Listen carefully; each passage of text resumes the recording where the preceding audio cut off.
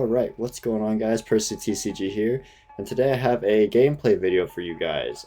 Got purple mid-range on the right, and white control on the left. So we're going to go turn 1, starting with the purple mid-range, going down with a Dragonaga Assassin.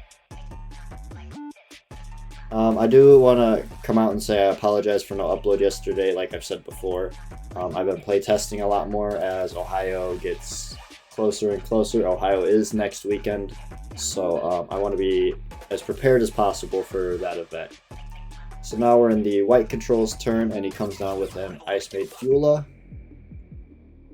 paying 3 cores for that, slapping 2 cores onto her, swinging in. I decide that I don't want to block or flash, so we go core, draw, refresh. So here I am thinking for a second, what spirit do I want to play out, or I think I come down with then a Beldigor. So yeah, Beldigor was probably the best option here because that's the only way I can get rid of the Ice Maid Fuela. So we're going to slap a few cores onto Dragonaga Assassin to get his on-swing draw 1 active. We'll get a damage out there, and we'll keep the Beldigor refreshed. Just keep a blocker on board for whenever I need it. So going back into white control's turn.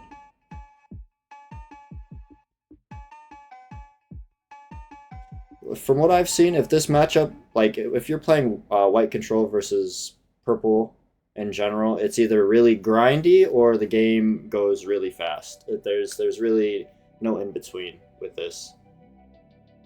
So he comes down with the Snowflakin, throws 4 cores onto him. It does not swing in on his attack step, so here I am placing a burst. So we're in a pretty decent position. We got 2 bodies on board compared to his 1, so we're going to come down with another one, come down with the Cavalier, on place draw 1. So swinging in here with the Dragonaga Assassin to draw another card on swing, and he will block with the Snowflakin, so he's just going to trade the body for body. Oh no, the Snowflakin's going to bounce him on block, so it doesn't trade him at all.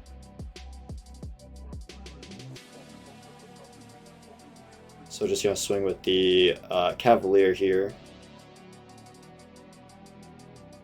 He's going to, what is that? Is that Feral Slash, or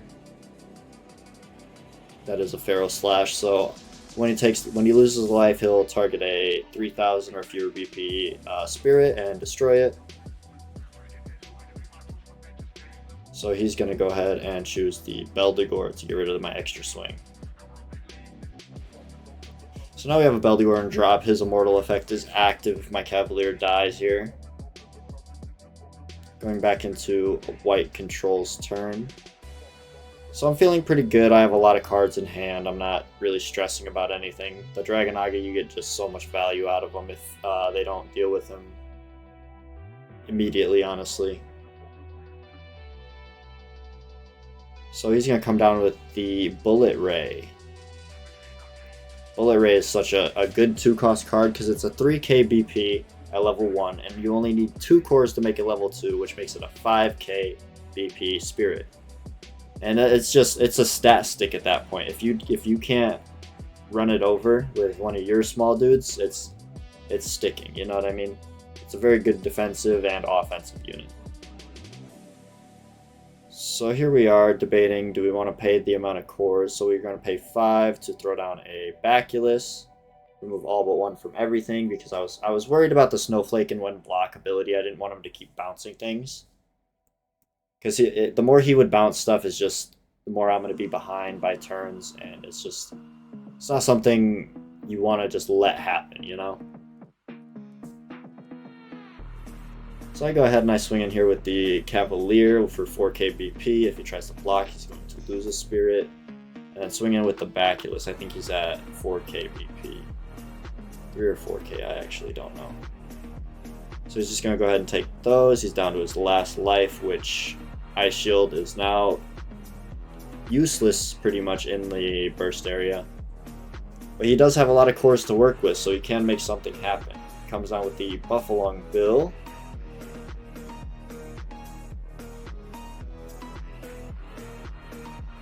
Here he is thinking, debating what kind of plays he wants to make to try to make this more into his favor.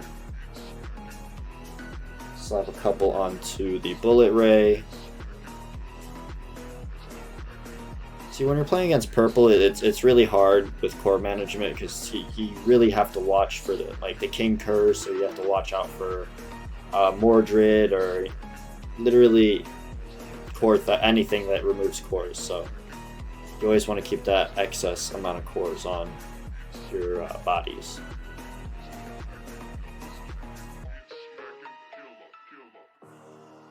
So he has the Snowflake in at 4 cores, so he has this one blocking effect. I'm keeping all that in mind. The Buffalong Bill, he's not very fun to deal with, but he only has 1 core on him, so he's pretty easy to get rid of. So we're going to go ahead and pay 6 on the King Curse Dragon, destroy my Baculus, and it will destroy his Buffalong Bill.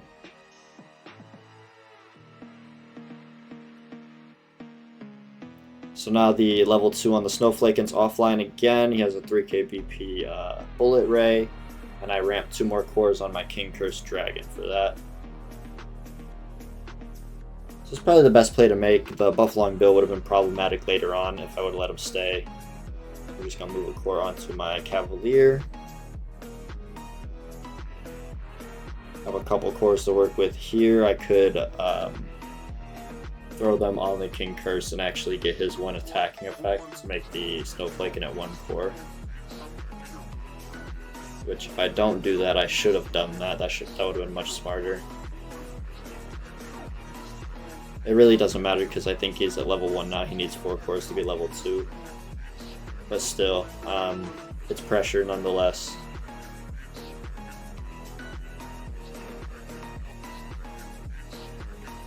So the Dragonaga Assassin just helped me to get to this point where I have a lot of cards in hand.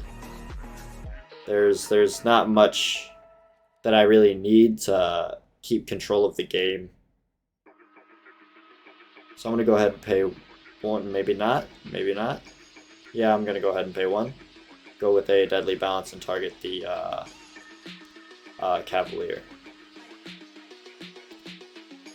So I just want to get an extra body off of his board. I knew he was at 1 life. Honestly, I didn't know if he had the suppression or not. And the suppression's hefty to deal with. And I also wanted to remove his body from the board to get less pressure off of myself. So we'll pay 2 to get the Beldegor out. After the 4 cost dies, Beldegor comes out.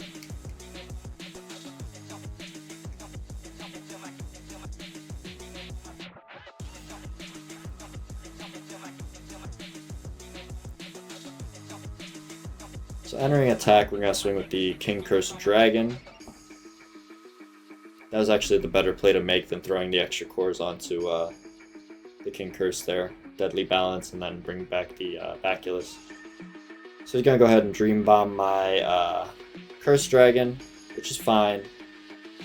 And then I have a Beldegor here.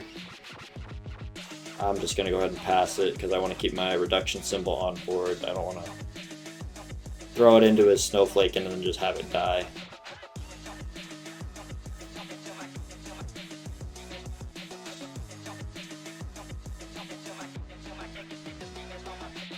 So now we're going into White Control's turn. He's going to come down with the Fanatec Elk for 6 cost. I'll throw the 4 onto the Fanatec Elk. He's going to take 1 from his Snowflake and throw it on the Fanatec.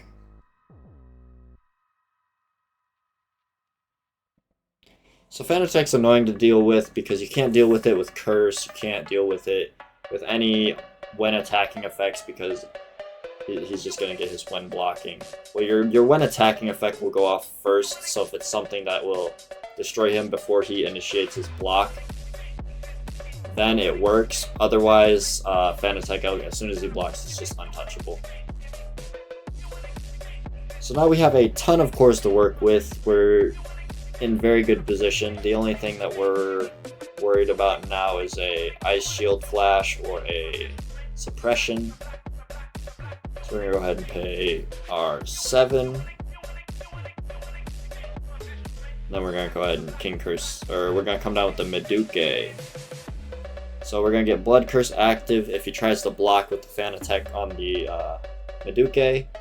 Then I'm gonna burn him for his last life, and then we'll pay 1 for our Devilish Prankster Imp.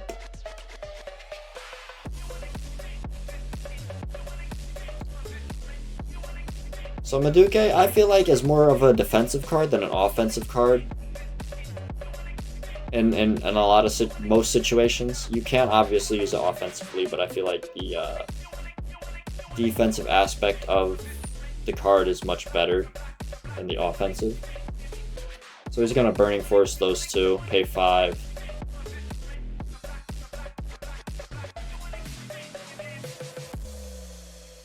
So now I'm sitting here. Yeah, he kind of just stalled this turn out.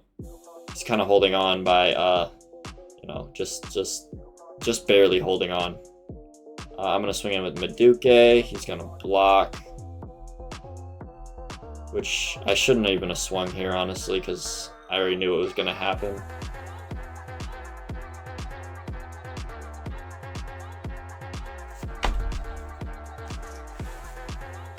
So I do have an Ice Shield placed right now, so I'm not too worried about him threatening game. I was more concerned about the Fanatec getting that extra burn towards the end of my turn than I was really anything else. But it works out. It works out. So he's gonna load up his spirits with some cores. He's got 2 cards in hand, I believe. 3 cards. Or another core onto the Fanatec. Gonna go ahead and come down with a Bullet Ray, pay 1 for that.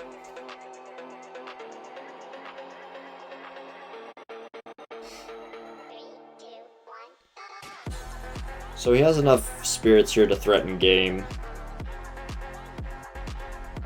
So he's gonna come in with the Bullet Ray. So I just go ahead and take that one. He's gonna go ahead and pass to me. So core, draw, refresh. Pretty sure he knew I had an Ice Shield there, so he didn't want to overextend and then lose the game because of overextending.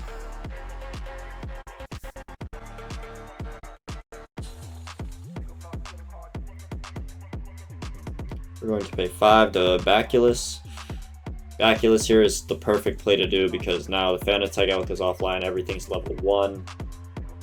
I don't really have to deal with having to swing over things, and then we'll just King Curse right after that. Pay the cores and use the core off of Baculus to King Curse. So we'll gain 4 cores from the King Curse. Put 1 on the Meduke and then 3 on the King Curse. Technical ruling wise, that core that I placed on Meduke would have to hit King Curse first and then move over to Meduke, but this is just a casual game that we were playing. So swinging King Curse, and that's GG, boys.